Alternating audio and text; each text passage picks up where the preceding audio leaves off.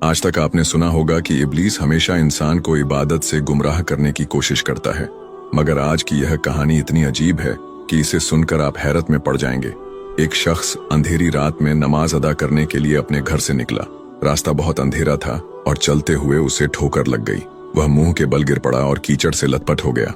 गंदे कपड़े देखकर वह वापस घर लौटा, लिबास बदला और फिर से मस्जिद की ओर रवाना हुआ।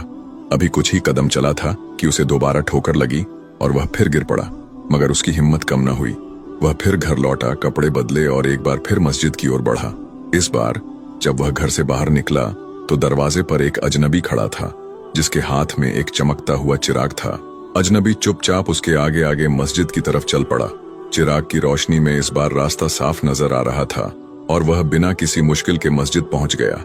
मस्जिद के दरवाजे पर वह अजनबी ठहर गया और नमाजी अंदर चला गया। नमाज अदा करने के बाद जब वह बाहर निकला तो देखा कि वह अजनबी अभी भी खड़ा था, मानो उसे घर छोड़ने आया हो। नमाजी को अजनबी पर शक हुआ और उसने उससे पूछा, आप कौन हैं? अजनबी ने जवाब दिया, मैं इब्लीस हूँ। यह सुनकर नमाजी हैरान रह गया और बोला, शैतान मुझे मस्जिद तक कैसे छोड़ने आया? तेरा काम तो लोगों को गुमराह करना है। इब्लीस हंसते हुए बोला, जब पहली बार तू गिरा तो अल्लाह ने तेरे सारे गुनाह माफ कर दिए।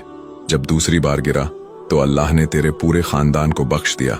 मुझे डर था कि अगर तू तीसरी बार गिरा तो अल्लाह पूरे गांव को बख्श देगा, इसलिए मैं चिराग लेकर आया।